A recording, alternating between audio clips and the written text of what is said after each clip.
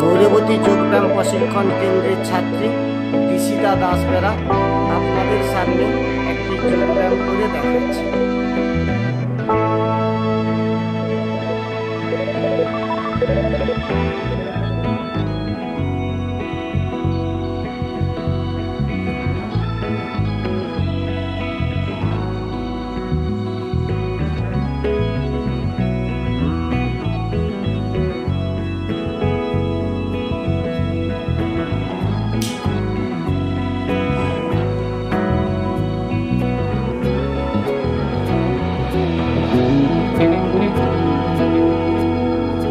দিশিতা দাস বেরার এই আসনটি যদি আপনাদের ভালো লেগে থাকে তাহলে দিশিতার জন্য একটি লাইক এবং চ্যানেলটিকে সাবস্ক্রাইব করুন নতুন নতুন ভিডিও পাওয়ার জন্য।